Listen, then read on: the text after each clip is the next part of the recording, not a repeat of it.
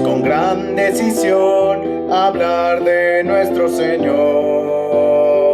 de Jesús que su vida entregó, así brindando su amor. Qué maravilla es junto a Jesús estar disfrutando su luz. Vamos todos, hay que avanzar con el poder del Señor. Vamos todos a trabajar, las fuerzas vienen de Dios. Todo el mundo nos ha de escuchar hablando del Salvador. Viviremos con la santidad que Dios nos manda tener. Qué gozo nos dará, cuánta felicidad, pregonando su paz. Vida nueva tenemos ya, otros la deben tener. Vamos todos llenos de fe, su amor a demostrar.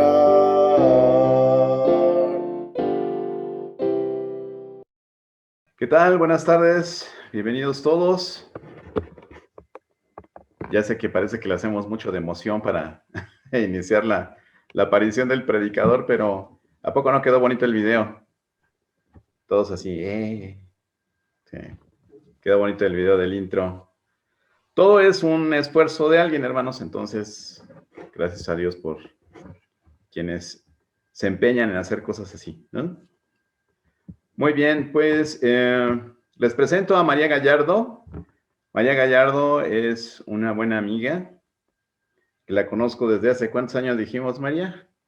¿Como 35 años o más? Sí, como más de 35 años hubo, casi Pues, 41. 41 años, bueno, me faltó. Bienvenida, María, qué bueno que nos puedes acompañar. Espero que sea de bendición para ti estar hoy con nosotros. Muchas gracias por la invitación. Muy bien, pues ella es María Gallardo, mi amiga de la secundaria, ¿ok? Y años después también. Entonces, gracias a Dios porque puede estar con nosotros. Gracias a Dios porque usted puede estar con nosotros también. Ahí está María Gallardo. Me dijo una mentira el otro día que hablamos por teléfono porque me dijo que me veo igualito. Yo no le creí. Ella sí se ve igualita, pero yo no. Muy bien. Bienvenida, Mari. Entonces, gracias a Dios porque nos podemos reunir el día de hoy. Siempre lo digo, pero es motivo de agradecimiento que usted pueda tener una computadora, un dispositivo móvil para poder conectarse al servicio.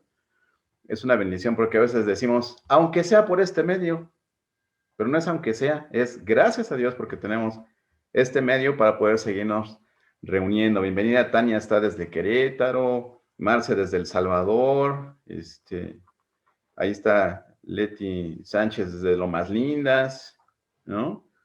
Todos estamos en diferentes puntos y pues gracias a Dios que podemos unirnos por este medio, ¿no?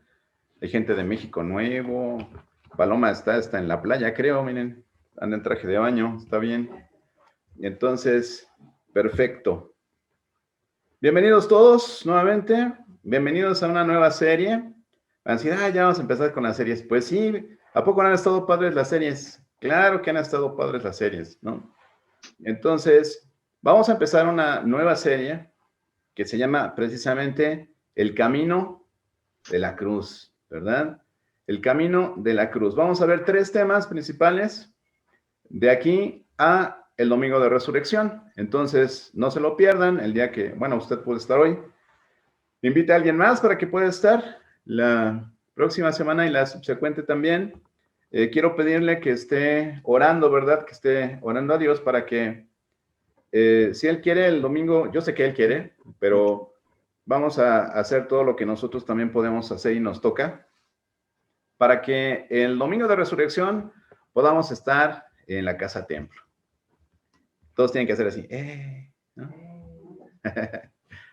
Todos tienen que decir, sí, quisiéramos estar allí, ya, porque, bueno, necesitamos vernos, aunque sea ahí de cerca. Esté orando por ello. Se están haciendo algunos trabajos en la casa templo precisamente para adaptar los espacios. Ya saben que se construyó el bautisterio. Si no lo sabían, pues sépanlo. Ya tenemos bautisterio, pero todo quedó ahí muy maltrecho, entonces por eso tuvimos que continuar las obras. Y bueno, esperamos que todo termine de manera así sincronizada para que el día de resurrección podamos estar allí. Todos los que puedan, ¿verdad? Y sientan la confianza de estar, pues vamos a estar allí. Y ahora sí que vaya apartando su lugar. No sabemos si los boletos van a estar en Ticketmaster o dónde, pero esté atento. Va a haber preventa y todo. Bueno, pues ya, ya son todos los anuncios. Hubo un anuncio que no les di, les va a llegar por ahí en el grupo. Estén atentos. En el grupo de Siervo Fiel. Muy bien. Pues gracias a Dios nuevamente porque estamos aquí. Vamos a iniciar esta nueva serie, El Camino de la Cruz. El Camino de la Cruz.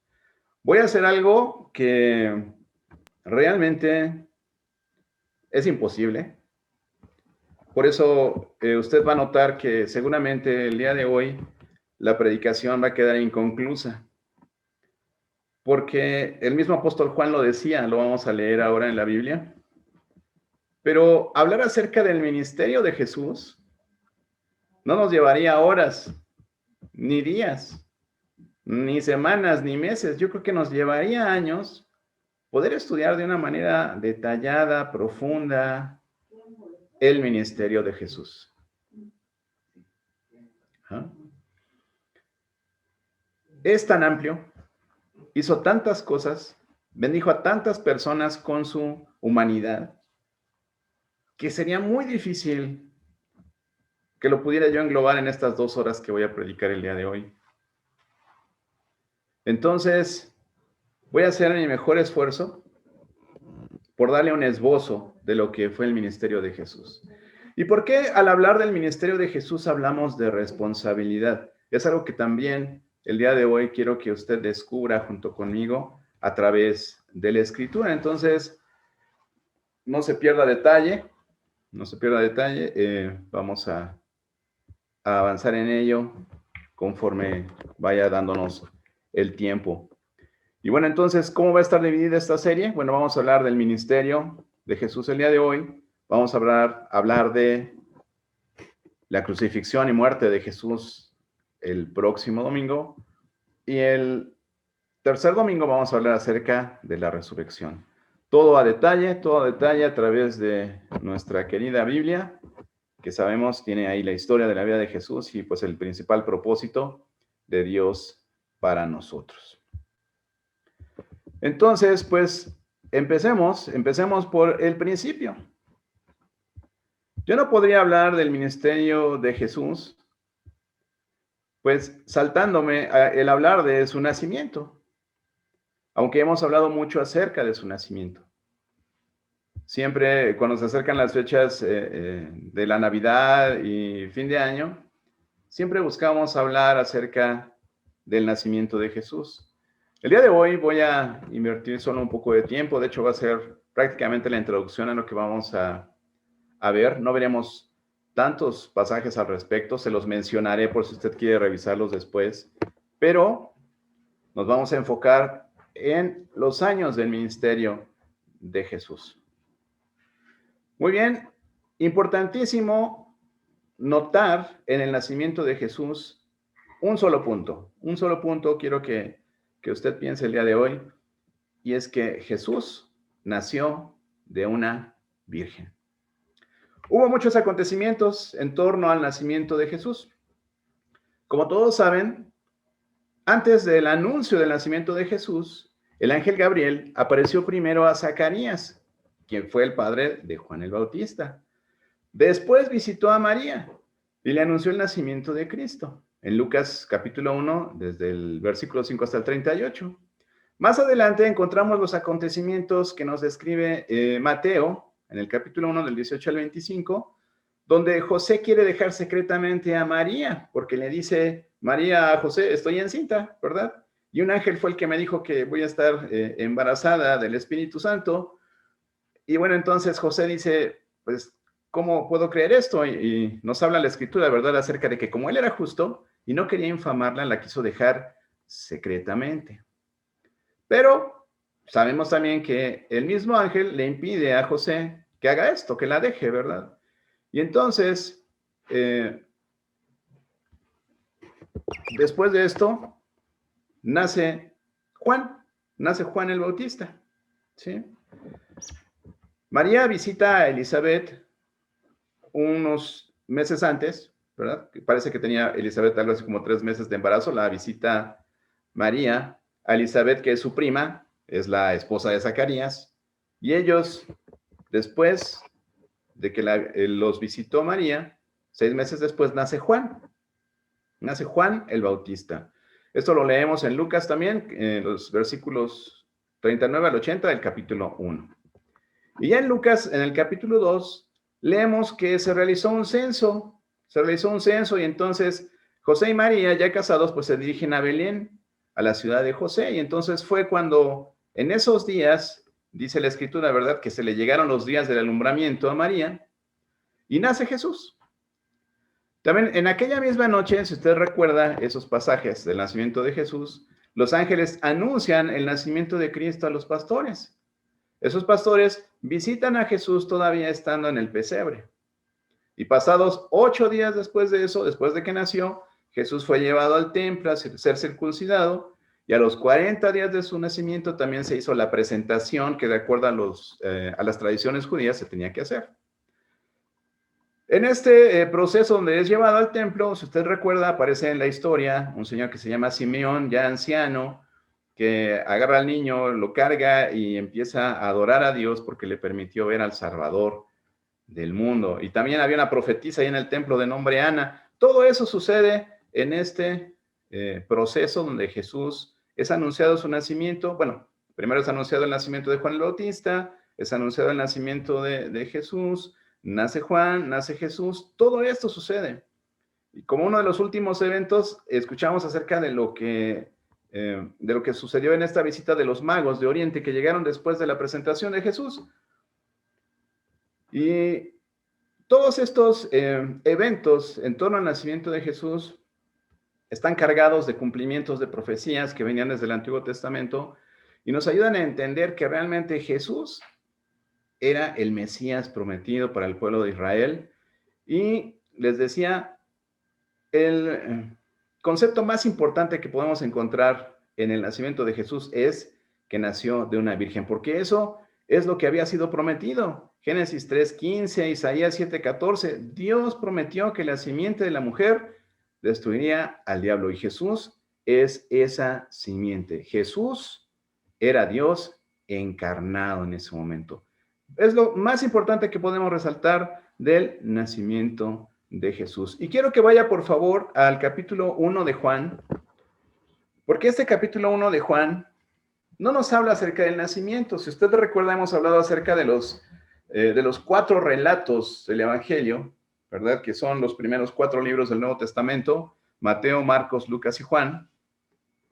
Los primeros 3 los catalogamos como sinópticos, prácticamente biográficos de la vida de Jesús. Pero Juan es un evangelio diferente. No es que sea otro evangelio. Y recuerden que no son varios evangelios, sino un solo evangelio narrado por 4 personas distintas.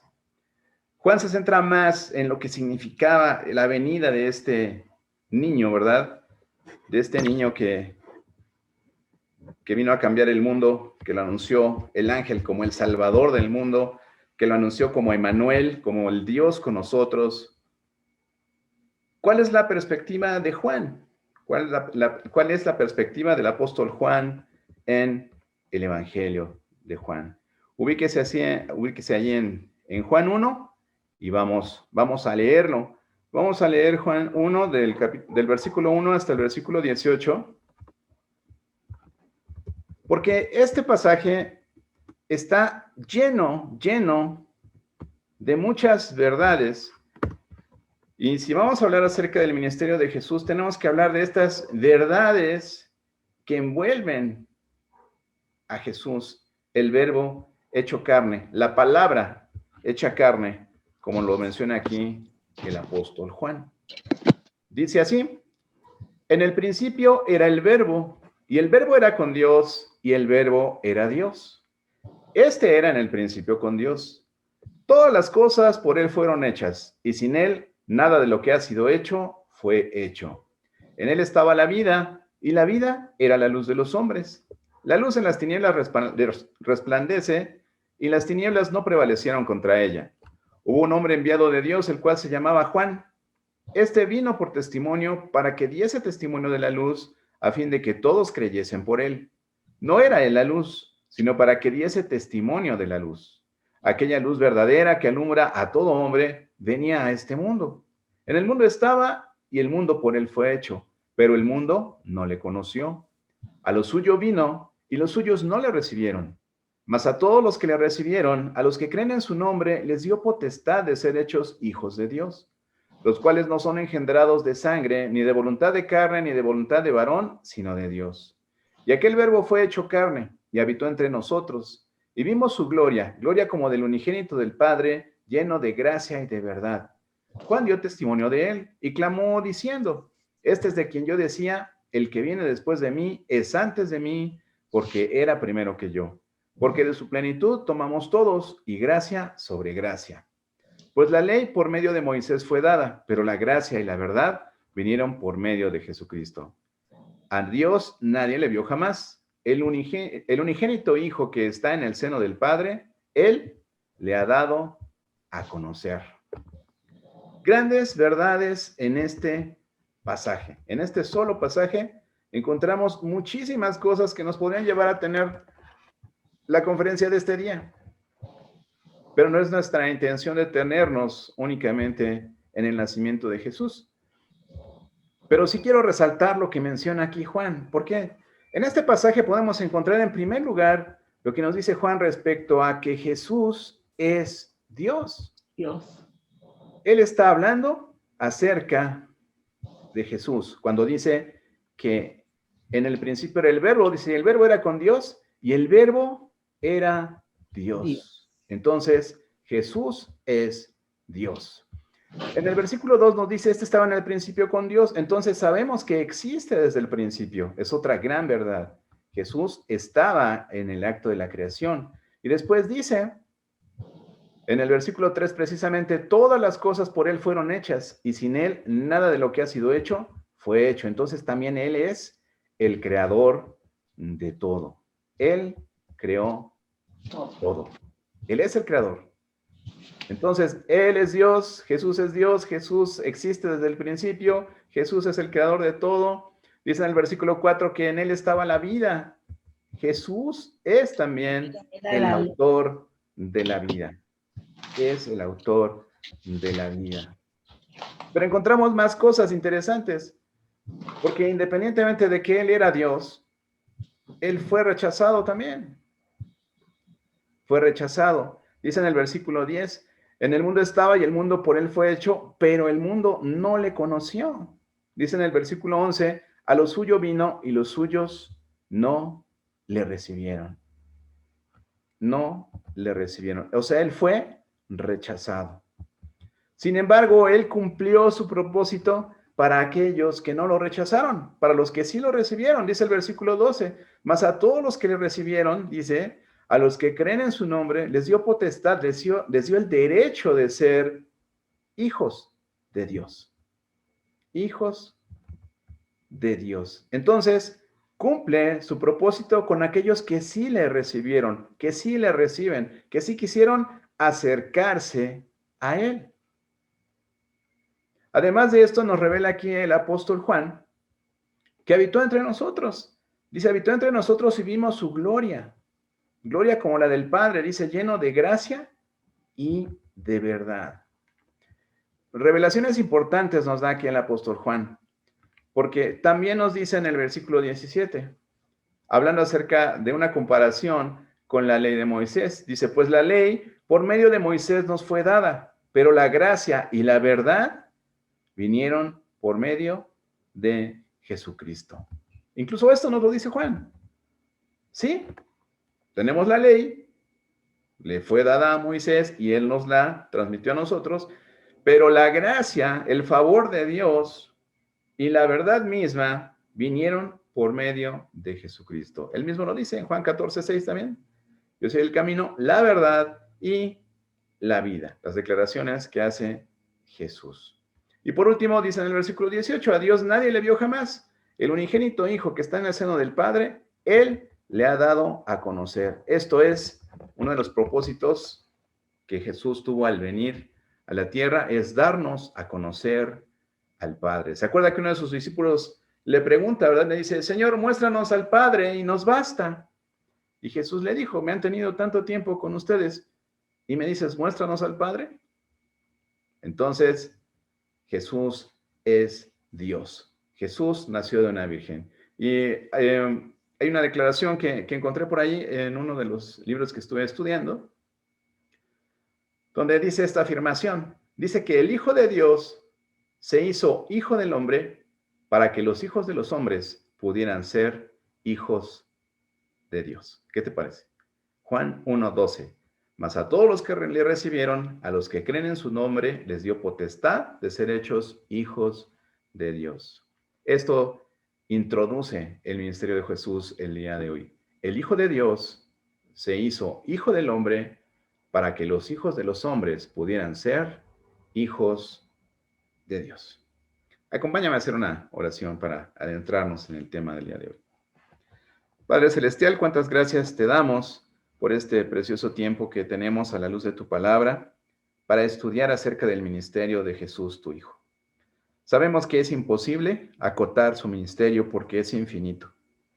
Porque, como bien dice el apóstol Juan, no cabrían en este mundo todos los libros que se podrían escribir con las cosas que él hizo. Te damos gracias por su vida, gracias por lo que él vino a revelarnos, porque nos reveló también tu identidad, Señor, porque nos reveló tu gloria, tu grandeza. Y te damos gracias porque tenemos una Biblia en donde podemos encontrar tu palabra y también este testimonio del ministerio de nuestro Señor Jesucristo. Es en su nombre que te damos gracias. Amén. Muy bien, pues ¿qué podemos decir acerca del ministerio de Jesús? Se ha dividido por diferentes autores en tres años, ¿no? 3 años de ministerio. El primer año que se le ha llamado el año de la inauguración, el segundo año que se le ha llamado el año de la popularidad y el tercer año, que es el que se ha denominado el año de la oposición. Más o menos abarcan del 27, 28, 29 después de Cristo. Son más o menos los años en los que podemos hablar que estuvo haciendo su ministerio el Señor Jesús en la tierra. Y bueno, sabemos, como leíamos en la introducción, que el inicio de su ministerio lo precede el ministerio de Juan el Bautista. ¿Y qué es lo que Juan el Bautista venía haciendo? Él venía predicando el bautismo del arrepentimiento para el perdón de pecados. Ahora, es muy importante que nosotros observemos a quién se dirige la predicación de cada actor, ¿verdad? Dentro de la historia bíblica. En este caso, Juan el Bautista predicaba a los judíos, hablaba a los hebreos y les decía, arrepiéntanse y bautícense para el perdón de sus pecados. Pero él decía que venía alguien más después de él, uno que les decía, él les va a bautizar con fuego, les decía, es que él es mayor que yo, les decía, es que yo no soy digno ni siquiera de amarrarle las correas de sus zapatos. Entonces, él anunciaba a este otro personaje que viene siendo Jesús. Y en su primer año de ministerio, también llamado, como les decía, de la inauguración, podemos ubicar los siguientes acontecimientos. Se los voy a relacionar únicamente porque sería imposible que pudiéramos abarcar toda esa información en unas cuantas horas, ¿no? O incluso en un día, ¿no? Porque sí es mucha información. Entonces, tenemos durante ese primer año los siguientes acontecimientos. Nos hablan acerca de el inicio del ministerio de Juan el Bautista. Encontramos también el bautismo de Jesús, encontramos la tentación de Jesús, el testimonio después de Juan el Bautista respecto a quién era Jesús, el llamamiento de los primeros 5 discípulos de Jesús, encontramos el primer milagro que es en las bodas de Caná, cuando convierte el agua en vino. También encontramos la primera Pascua y la primera purificación del templo que hace Jesús. Y por último, en este primer año, también encontramos la historia de este maestro de la ley llamado Nicodemo que le viene a preguntar a él acerca del reino de Dios. Todo eso lo encontramos en este primer año de inauguración del ministerio de Jesús. Como puede ver, es mucha información y está en los 3 evangelios sinópticos, en Mateo, en Marcos, Lucas, y algunas partes también están en Juan, como el primer milagro, el agua convertida en vino, lo encontramos allí en Juan. El llamamiento de los discípulos también. En fin, Jesús inicia su ministerio. Después de ser bautizado por Juan, empieza a hacerse popular, ¿verdad? Empieza a hacer señales, empieza a hacer milagros. Empieza su ministerio en Judea y en Galilea. No hay así como que algo muy claro que nos diga si fue primero en uno o en otro, pero son diferentes regiones en las que él estuvo predicando y estuvo enseñando. Fue Galilea, fue Judea, fue Perea, en diferentes regiones. Ahora, en lo que era su camino hacia Judea, él pasa por Samaria y encontramos una historia que nos lleva a resaltar la enseñanza de Jesús a sus discípulos. Y a través de esto que vamos a platicar el día de hoy acerca del ministerio de Jesús, vamos a encontrar esos puntos importantes que Jesús quiso resaltar y que nos dejó precisamente para que entendiéramos cuál era su propósito en la tierra y que nosotros de esta manera pudiéramos también aceptarle, conocerle, recibirle, ¿verdad? Y poder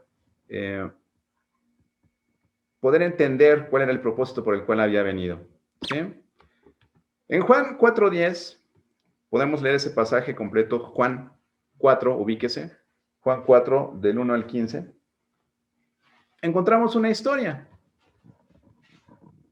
Encontramos una historia de conversión. De conversión, queremos decir que se convirtió de sus ideas y de sus creencias a creer al Señor Jesús. Y nos habla acerca de una mujer que la conocemos como la historia de la samaritana, ¿no? Esta historia resalta una característica muy importante del Señor Jesús. A pesar de que él, más adelante vamos a ver, le predicaba a masas tremendas, le predicaba a 3,000, a 5,000 personas, a veces sentado en una piedra, a veces desde un barco, a veces desde un monte.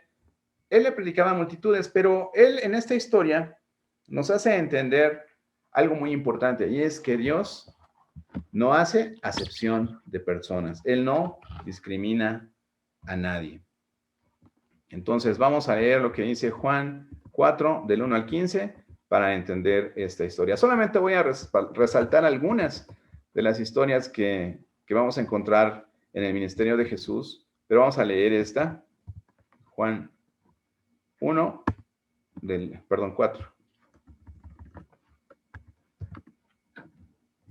Dice así, ubíquese en su Biblia, dice: cuando pues el Señor entendió que los fariseos habían oído decir, Jesús hace y bautiza más discípulos que Juan, aunque Jesús no bautizaba sino sus discípulos, salió de Judea y se fue otra vez a Galilea. Les digo que andaba haciendo su ministerio ahí, Judea, Galilea, Perea, y le era necesario pasar por Samaria. Vino pues a una ciudad de Samaria llamada Sicar, junto a la heredad que Jacob dio a su hijo José, y estaba ahí en el pozo de Jacob. Entonces Jesús, cansado del camino, se sentó así junto al pozo. Era como la hora sexta. Vino una mujer de Samaria a sacar agua y Jesús le dijo, dame de beber, pues sus discípulos habían ido a la ciudad a comprar de comer. La mujer samaritana le dijo, ¿cómo tú, pues, siendo judío, me pides a mí de beber, que soy mujer samaritana? Porque judíos y samaritanos no se tratan entre sí. Respondió Jesús y le dijo, si conocieras el don de Dios y quién es el que te dice, dame de beber, tú le pedirías y él te daría agua viva. La mujer le dijo, Señor, no tienes con qué sacarla y el pozo es hondo. ¿De dónde, pues, tienes el agua viva? ¿Acaso eres tú mayor que nuestro padre Jacob?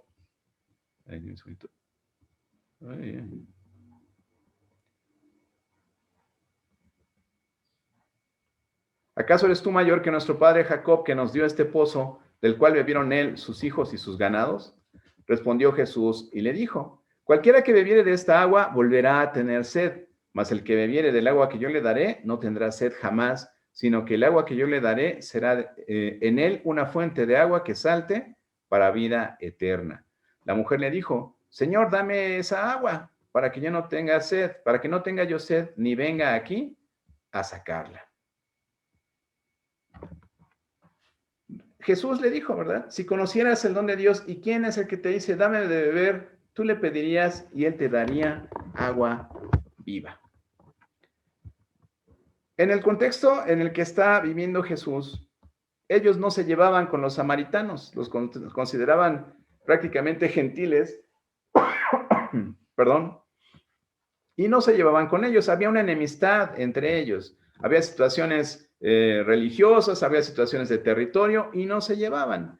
Sin embargo, Jesús, no debiendo pasar por allí, él decide pasar por allí porque él sabía que se iba a encontrar con esta mujer. Y él, ¿qué les enseñó con esto a sus discípulos? Porque después sus discípulos, dice que venían regresando de que fueron a comprar comida o víveres a la ciudad y lo vieron hablando con una mujer y les extrañó porque dijeron, ¿cómo el Señor hablando con una mujer? No es posible. Pero en este pasaje, el Señor Jesús nos muestra que Él no hacía acepción de personas, que Él no discriminaba a nadie. Incluso a los que no eran de su raza, a los que no eran de su pueblo, Él les predicaba igualmente la verdad de Dios. Y si siguiéramos ahí con la lectura, podríamos entender que esta mujer se convirtió en una evangelista, ¿no? ¿Por qué? Porque una vez que Jesús le describe parte de su vida, ella dice, ay, Señor, me parece que eres profeta, ¿no? Y entonces él le dice, oye, pues ve y trae a tu marido, pero entonces le descubre ahí su vida. Y ella se va a contarle a toda la ciudad que estaba ahí un hombre que le había dicho todo lo que ella había hecho, ¿no? Y entonces se convierte en una evangelista porque ella conoció a Jesús y va y les predica a los demás quién es Jesús, vienen a verlo. Y después ellos le decían, bueno, ahora ya no queremos nada más por tu dicho, sino por lo que nosotros mismos hemos visto en él. Entonces, es de las enseñanzas que Jesús empezaba a dar a sus discípulos en el sentido de no discriminar a nadie, que cada persona es importante y que nosotros entendamos que Jesús no vino a salvar a ciudades, a países, ni al mundo entero de una manera general, sino que vino a rescatar a cada persona de manera particular, de manera única. ¿Sí? Bueno, después de esto, Jesús hace también ministerio en Galilea y continúa su ministerio allí. Ubíquese, por favor, ahora en el capítulo 1 de Marcos y vamos a leer el versículo 14 y 15.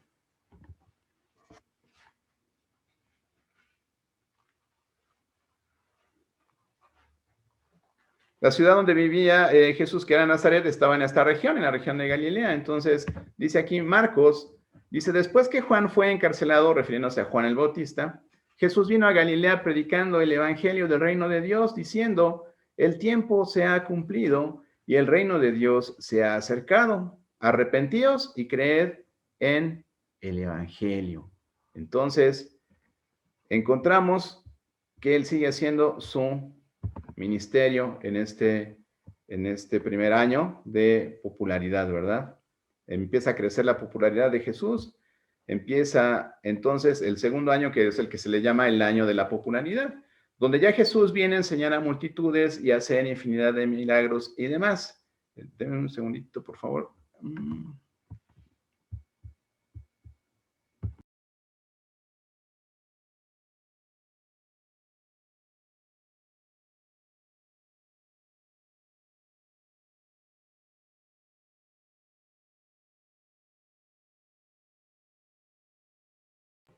Perdón, aquí tengo ya una falla técnica.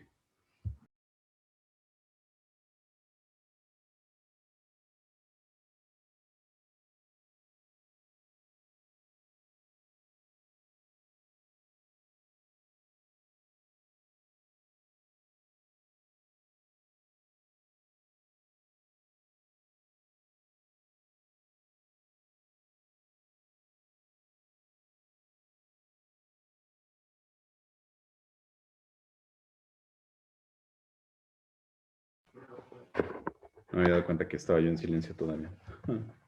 Ok, perdón. Bien, ubíquese por favor ahora en el capítulo 4 de Lucas.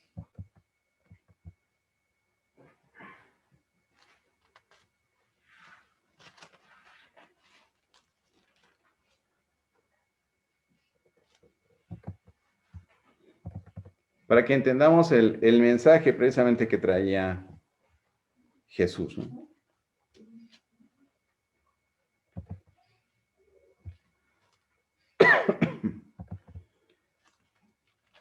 Esto nos lo describe Lucas después de habernos hablado acerca de la tentación de Jesús.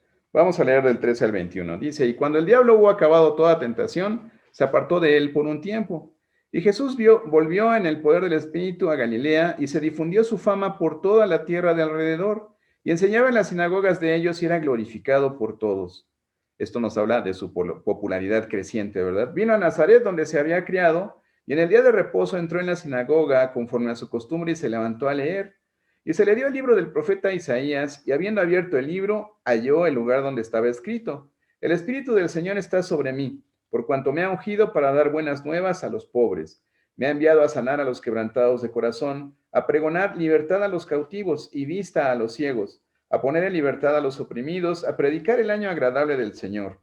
Y enrollando el libro, lo dio al ministro y se sentó. Y los ojos de todos en la sinagoga estaban fijos en él, y comenzó a decirles: Hoy se ha cumplido esta escritura delante de vosotros. ¿Se imaginan esa declaración delante de los judíos religiosos, estudiosos de las escrituras? Así como empezó a crecer su popularidad positiva, también empezaba a gestarse una popularidad negativa entre aquellos que obviamente pues no lo querían, porque se hacía a sí mismo, no nada más hijo de Dios, sino se declaraba a sí mismo Dios en algunos casos. Entonces, con esta popularidad empezamos a ver a Jesús, el maestro, ¿verdad? Jesús enseñando a las multitudes, haciendo infinidad de milagros y como la alimentación de los 3,000, la alimentación de los 5,000, muchos milagros. Yo quiero detenerme en uno en particular y quiero que nada más le dé la vuelta a la hoja ahí un poquito y vayamos a Lucas capítulo 5. ¿Por qué quiero rescatar este pasaje? Bueno, así como rescaté el de la mujer samaritana, donde les quiero dar a entender que Jesús predicaba a todo mundo de manera individual y a él le importan todas las personas. Quiero que entendamos, ¿verdad?, cuál era el llamado que él está haciendo a sus discípulos. Porque muchas veces nos referimos a Jesús diciéndole mi Señor, mi Dios, mi Salvador, pero ¿cuál fue la actitud de los primeros discípulos cuando fueron llamados por él? Cuando él les dijo, síganme. ¿A qué los llamó? ¿Cómo los llamó? ¿Y cómo fue la respuesta que dieron ellos? Quiero que lo veamos aquí en el capítulo 5 de Lucas. Vamos a leer del versículo 1 al 11. Dice, aconteció que estando Jesús junto al lago de Genesaret, el gentío se agolpaba sobre él para oír la palabra de Dios.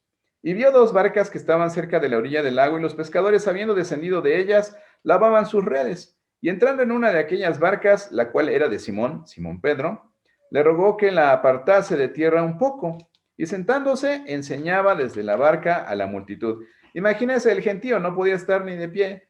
Entonces le pide a Simón su barca para poderse sentar allí y hablar desde allí.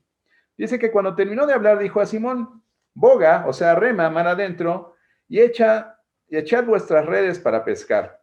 Y respondiendo Simón le dijo, Maestro, toda la noche hemos estado trabajando y nada hemos pescado, mas en tu palabra echaré la red.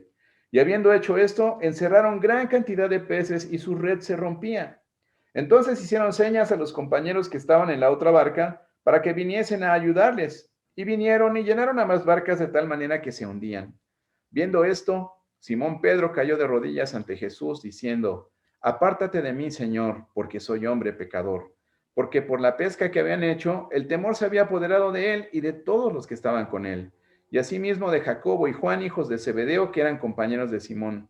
Pero Jesús dijo a Simón, no temas, desde ahora serás pescador de hombres. Y cuando trajeron a tierra las barcas, dejándolo todo, le siguieron. En ese momento, le siguieron. Encontramos 4 puntos muy importantes en este pasaje. Como les decía, cada sección de la que vamos a hablar hoy, sea el nacimiento de Jesús, el inicio del ministerio, el primer año, el segundo año, el tercer año, podrían generar toda una serie de predicaciones, pero vamos a resaltar unos puntos importantes. En este caso, ¿Cuál fue la reacción de Pedro en esta situación que estaba dándose? Jesús predicándole una vez más a una multitud, y el Señor le dice, rema hacia adentro del mar y tira tus redes. Primero el pero, ¿verdad? Pero ya echamos la red todas las noches y no cayó nada, Señor. Pero hay algo muy importante en Pedro. Seguramente ya había escuchado hablar de Jesús y de quién era Él. Y ahora Jesús viene a su barca, se sienta en ella y desde ahí predica y le está diciendo que reme hacia adentro del mar. Pedro demuestra confianza en lo que le está diciendo Jesús. Le dice, en tu palabra echaré la red. ¿Cuál debe ser tu respuesta cuando tú sientes que Jesús te llama? Cuando tú sientes que debes hacer algo con respecto a lo que te está diciendo Jesús. En este caso, Pedro tuvo una actitud de confianza. Después tuvo otro punto, otra actitud. Cuando regresa con su pesca, ¿verdad? Dice, chispas, no creía, pero eché la red en tu nombre y mira cómo las redes se están rompiendo. Dice que cayó de rodillas delante del Señor y le dijo, apártate de mí, Señor. O sea, no te me acerques porque yo soy pecador, ¿no? Entonces, reconoce dos cosas. Pedro, en primer lugar, reconoce que es pecador. Pero también reconoce que la obra que acaba de hacerse, el milagro que acaba de hacerse, es hecho por Dios. Entonces, tiene un momento de reconocimiento. Reconoce a Dios y reconoce la obra de Dios. Entonces, la respuesta de este futuro discípulo que en unas horas más o unos minutos más, no sé cuánto tiempo fue, pero él se convertiría en un discípulo de Cristo. Confianza, reconocimiento. Después, Jesús le hace un llamado muy claro. Un llamado muy claro. Pero principalmente, ¿a quién hace este llamado? ¿Les dijo a todos los de la multitud? No. Estaban ahí Simón Pedro, Andrés, su hermano, y Jacobo y Juan, otros amiguitos pescadores que estaban ahí con ellos. Y les dice, no temas. Desde ahora serás un pescador de hombres. Es el llamado. ¿A quién se los hace Dios? ¿Qué fue lo que hizo Pedro?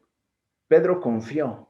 Y no nada más confió, sino también obedeció. Entonces, Dios hace un llamado a todos, pero especialmente a los que obedecen sin dudar.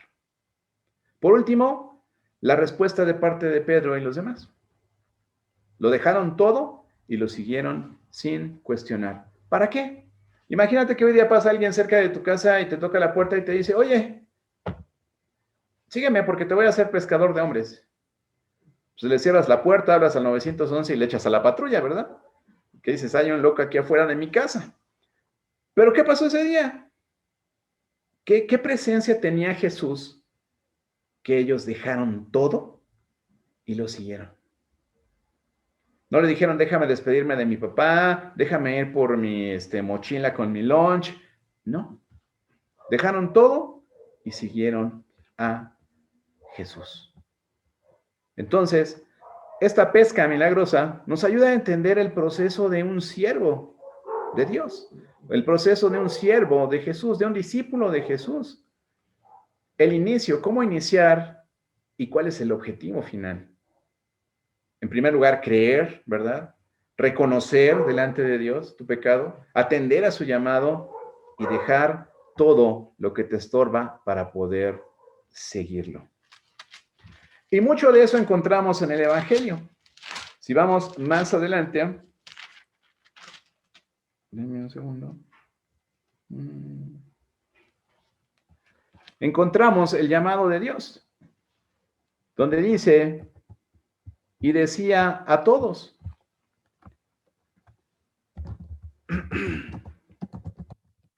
si alguien quiere venir en pos de mí, niéguese a sí mismo, tome su cruz y sígame. En el capítulo 9, si lo quieren buscar ahí adelantito, en el mismo Lucas 9, 23, dice, y decía a todos, si alguno quiere venir en pos de mí, niéguese a sí mismo, tome su cruz cada día y sígame. ¿Para qué? ¿Qué fue lo que le dijo a Pedro, a Juan, a Jacobo, a Andrés? Y los haré pescadores de hombres. Dice en el 24, dice, porque todo el que quiera salvar su vida la perderá, y todo el que pierda su vida por causa de mí, la salvará. Este es el llamado a los discípulos. Es el llamado que Dios también quiere hacerte a ti. Es el llamado que hacía a todos, porque decía a todos, no solamente a los que le querían seguir, no solamente a los que lo conocían de antes, no solamente a los que eran blancos, no solamente a los que eran morenos, y decía a todos. Decía a todos. Después de eso, continúa su ministerio ahí en Galilea, y nos encontramos una enseñanza muy profunda, muy grande, que conocemos como el Sermón del Monte. Lo podemos ver en Mateo, en los capítulos del 5 al 7. Y empezamos ya con temas muy, muy grandes y profundos acerca de lo que es la enseñanza de Jesús. Porque en el Sermón del Monte encontramos, en primer lugar, algo a lo que se le ha llamado las bienaventuranzas. ¿Por qué? Porque dice varias veces, bienaventurado, bienaventurado, bienaventurado. Entonces, si quiere, vaya ya a Mateo, por favor, capítulo 5.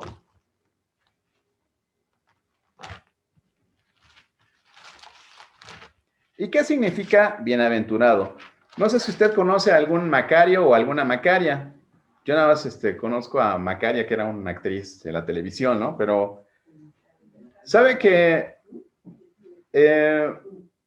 es Macario? Bueno, pues precisamente es una palabra griega, y eso es lo que significa bienaventuranza. Macarios, eso es la bienaventuranza. Y significa dichoso, feliz, satisfecho, contento. Ajá. Y quiero mencionarles la descripción, ¿verdad? La definición que da en uno de sus libros abriendo el libro de la vida de Jesús, de nuestro hermano José Luis Arcaraz, que habla acerca de lo que significa ser bienaventurado. Él escribe en el tomo 2, ¿verdad? Dice que ser feliz es tener gozo y plenitud interior derivados de pertenecer a Dios y andar en sus caminos. Eso es Macario. Yo quiero ser Macario. Ahora quiero llamarme Macario, ¿no? Porque sí, me gustaría estar viviendo siempre en gozo y plenitud interior. Dice el hermano Alcaraz, dice, ser feliz es tener gozo y plenitud interior derivados de pertenecer a Dios y andar en sus caminos. Se mencionan 8 bienaventuranzas. En este Sermón del Monte. El Sermón del Monte también algunas personas lo han definido como la ley de Cristo, ¿sí?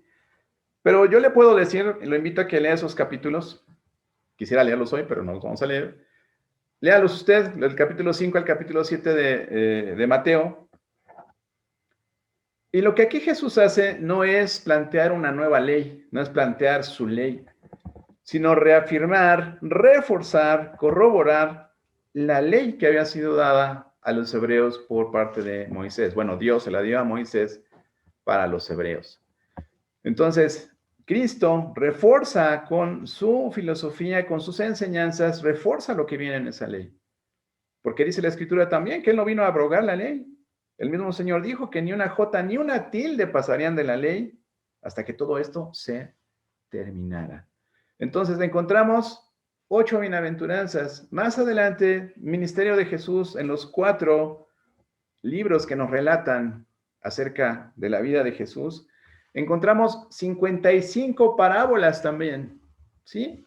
55 parábolas, que también vienen de la palabra parábole, que es traducido es comparación. Siempre comparando, ¿verdad? El reino de Dios es semejante a una perla, es semejante a un tesoro encontrado en un campo, ¿sí? ¿Cuántas comparaciones, no? El hombre que puso su casa sobre la roca, el que la puso sobre la arena, siempre son comparaciones. El siervo fiel, que tenía uno tenía una moneda, otro 5, otro 10. Todas esas parábolas encontramos 55 parábolas. Y en Mateo capítulo 13, en el versículo, allá adelantito, nos estamos por el 5, pero vaya al 13, y dice en el versículo 10 y 11. Capítulo 13, versículos 10 y 11. Dice entonces, acercándose los discípulos, le dijeron, ¿por qué les hablas en parábolas?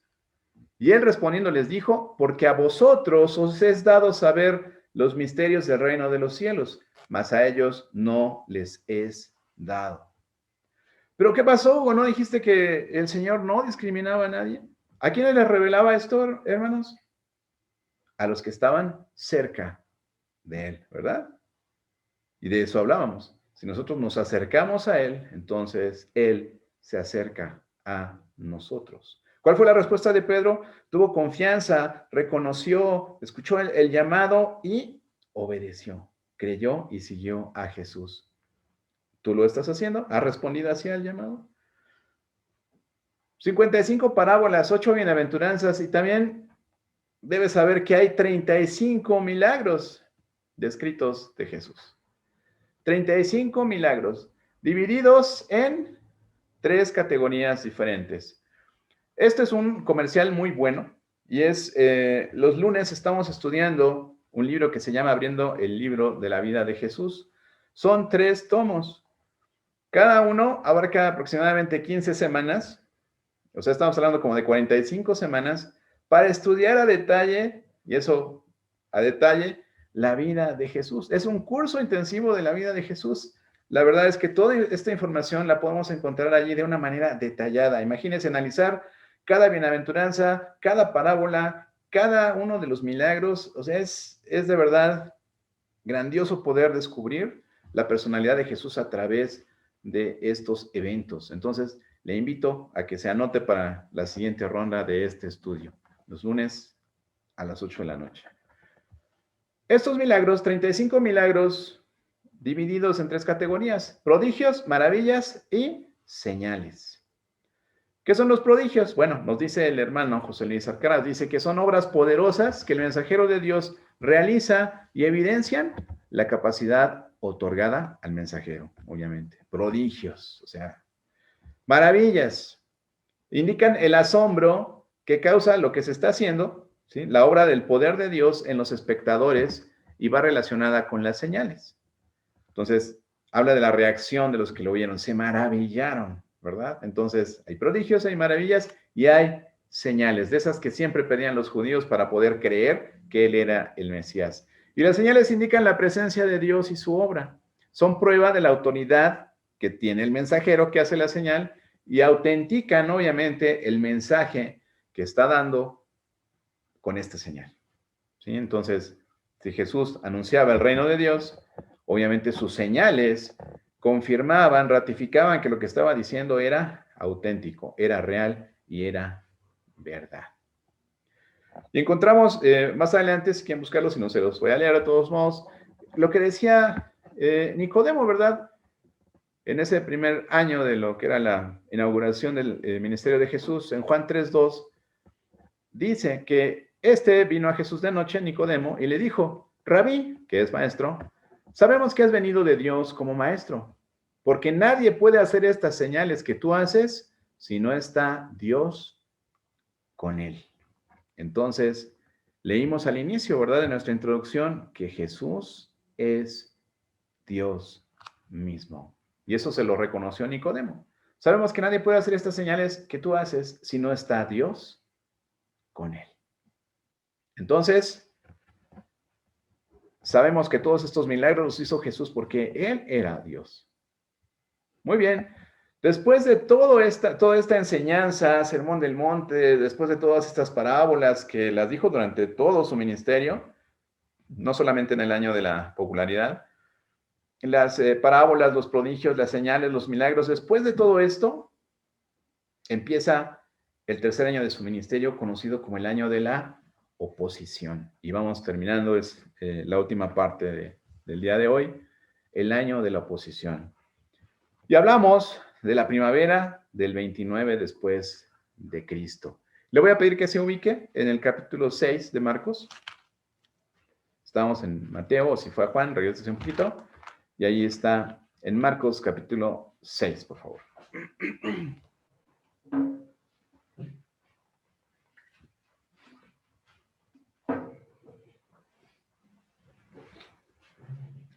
Marcos capítulo 6 y vamos a leer del 1 al 6. Salió Jesús de allí y vino a su tierra. ¿Cuál era su tierra? Acuérdense.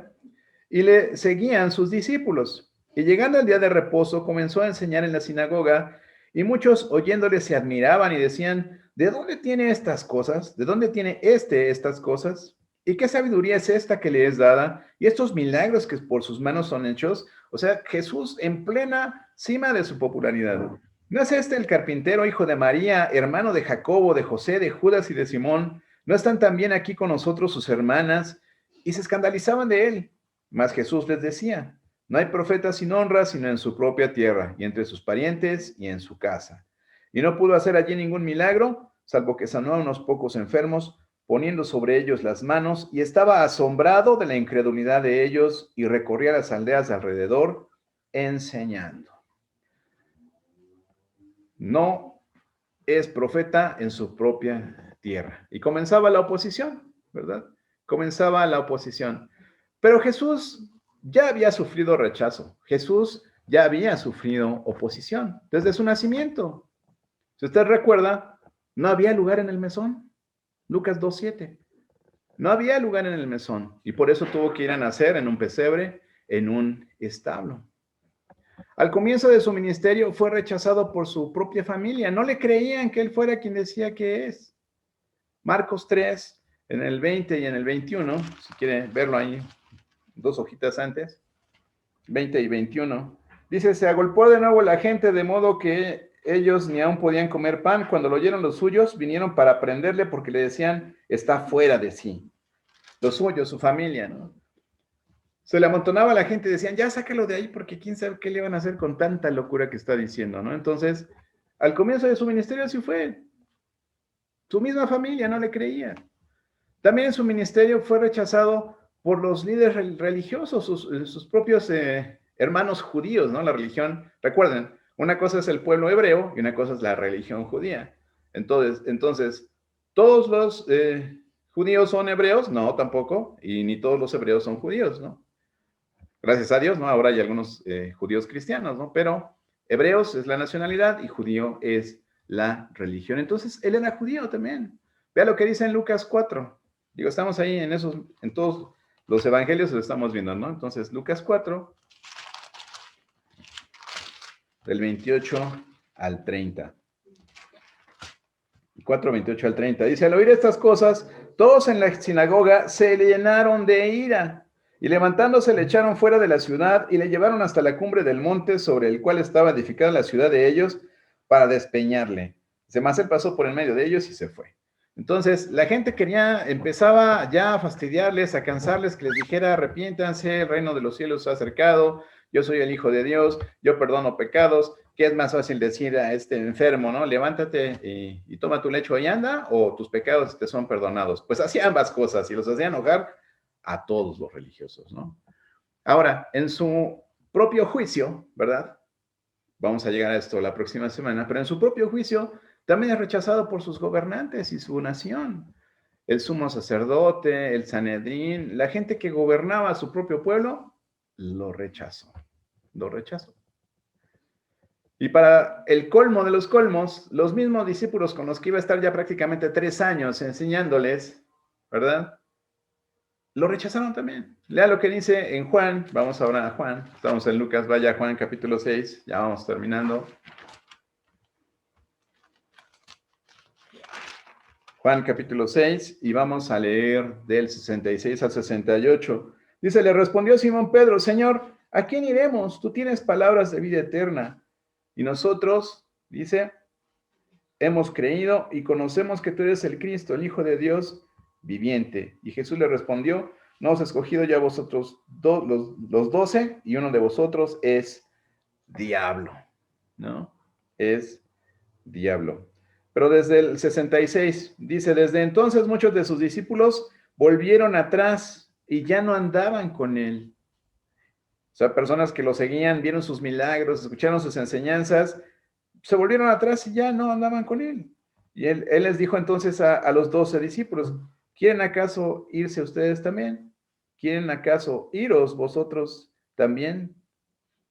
Y entonces Simón Pedro es el que le contesta, ¿a dónde vamos si solo tú tienes palabras de vida eterna? Entonces, una vez más, Pedro, ¿verdad?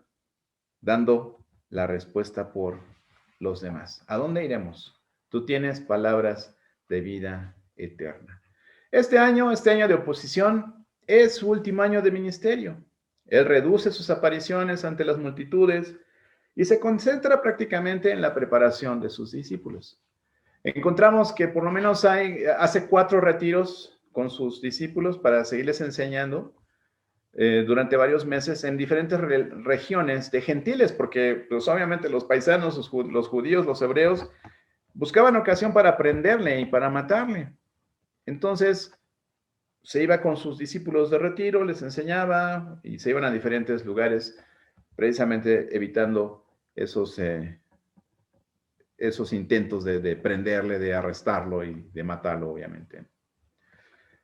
Pero, ¿sabe? Podríamos pasar días, semanas, meses, años, como le decía al principio, estudiando todas las cosas que hizo el Señor Jesús. Pero todo esto tuvo un solo fin y lo menciona el apóstol Juan. Vamos, por favor, ahí en Juan, que ya está usted ahí. Vamos a Juan 20:31. Juan 20:31. 30 y 31.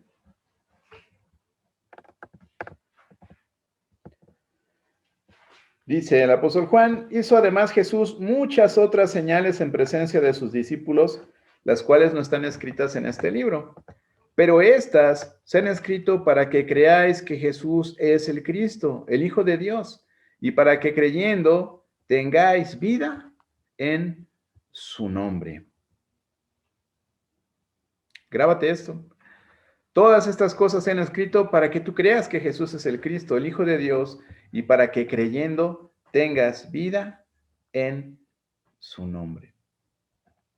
Y no quisiera dejar pasar ese versículo que tanto mencionamos, que tanto conocemos, que está en Juan 3, capítulo 3, versículo 16.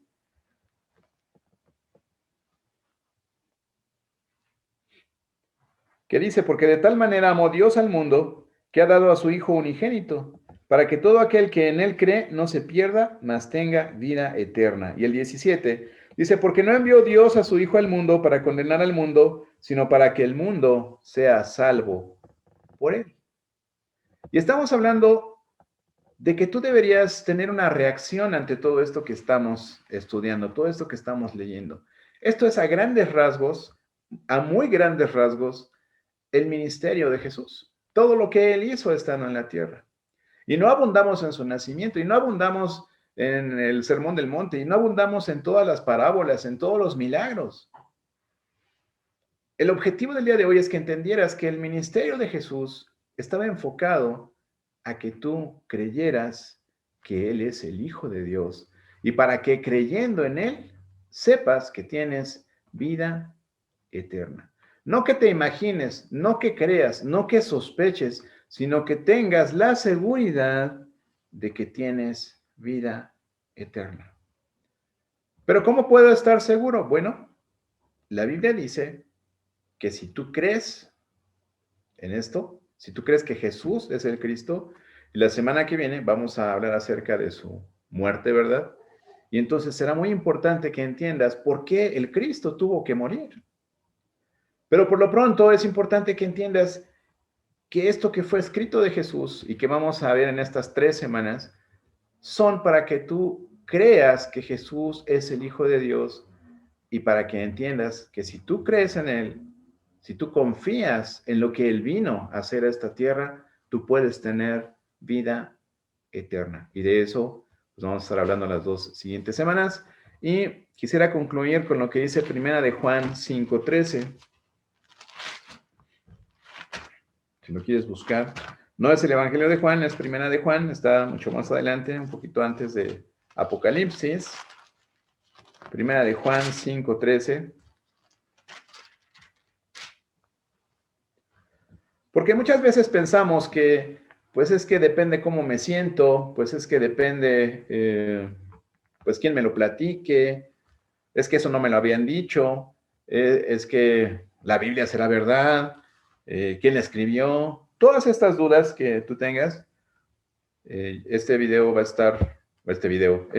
predicación va a estar pronto en YouTube y bueno, vas a ver aquí un letrerito que tiene un correo electrónico a donde puedes pedir más información y nosotros podemos acercarte más información para que entiendas por qué creemos que la Biblia es la palabra de Dios y que puedas tener este conocimiento de Jesús de tal forma que conozcas el evangelio que él estaba predicando y el evangelio que nos corresponde creer a nosotros para poder tener esta vida eterna que Jesús promete en su palabra. Entonces, dice 1 Juan 5:13, estas cosas os he escrito a vosotros que creéis en el nombre del Hijo de Dios, para que sepáis que tenéis vida eterna y para que creáis en el nombre del Hijo de Dios.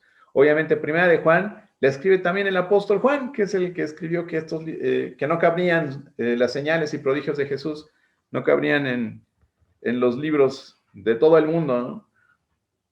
Y este es el objetivo, para que tú sepas que tienes vida eterna, para que creas en el nombre del Hijo de Dios. Y como empezábamos a ver desde el año pasado, ¿verdad? Jesús nos invita a que nos subamos a la barca con Él.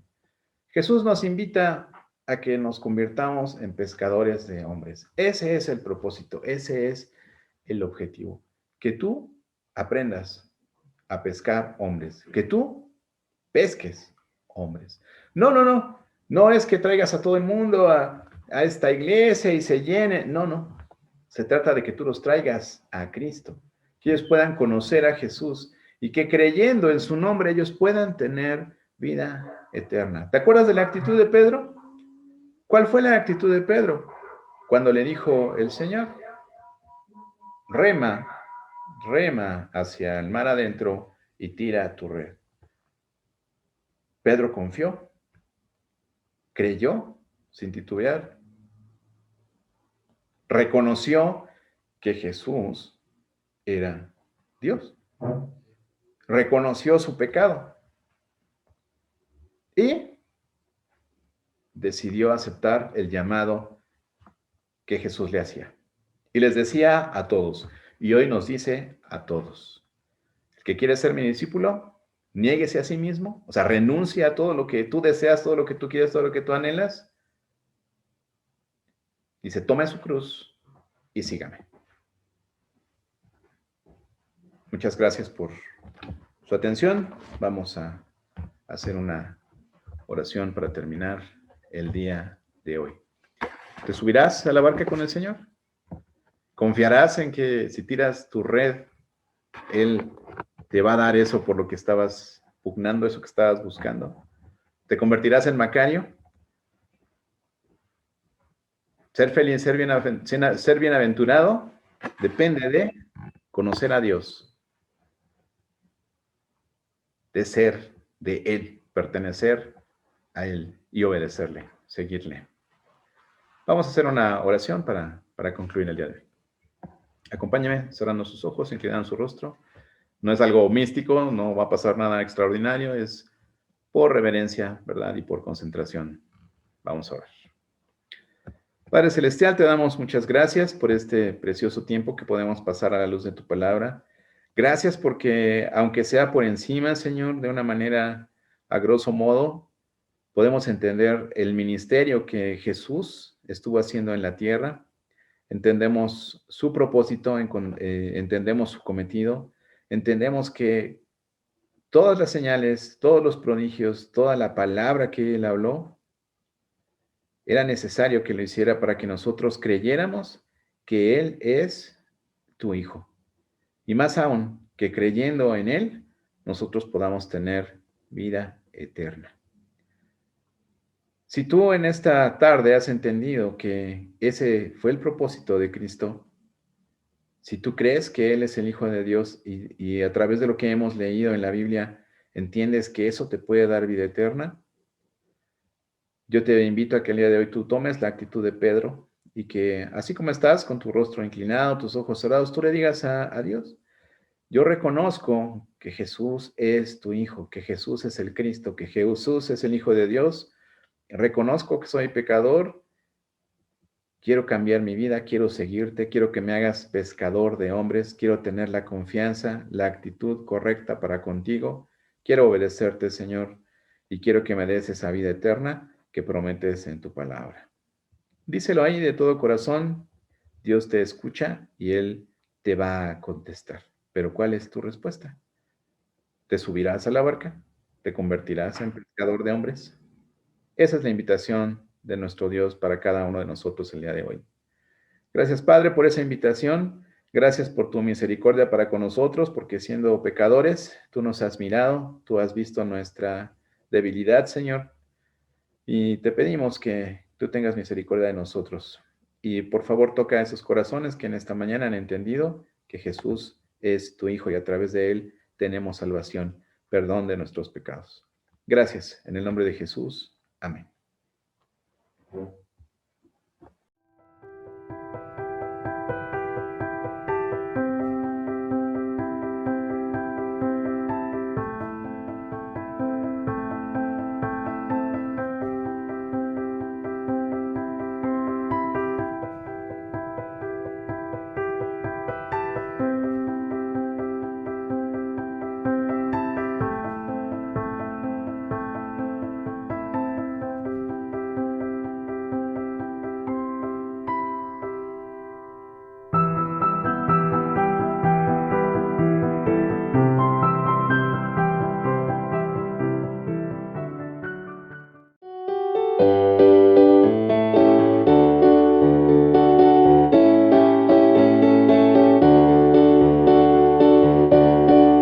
Hay una senda que el mundo no conoce, hay una senda que yo pude encontrar. En Cristo tengo la salvación de mi alma, Cristo es la senda que me puede salvar. En Cristo tengo la salvación de mi alma, Cristo es la senda que me puede salvar. Las amistades y todos mis parientes fueron las gentes que yo relacioné. Me aborrecieron por causa de su nombre, cuando supieron que a Cristo me entregué. Me aborrecieron por causa de su nombre, cuando supieron que a Cristo me entregué. Y aquel camino de tantos sufrimientos, aquel camino que el cielo me trazó, fue transformado en aquel feliz momento, cuando mi Cristo a mí me rescató. Fue transformado en aquel feliz momento, cuando mi Cristo al cielo me llamó. Hay una senda que el mundo no conoce, hay una senda que yo pude encontrar. En Cristo tengo la salvación de mi alma, Cristo es la senda que me puede salvar. En Cristo tengo la salvación de mi alma, Cristo es la senda que me puede salvar.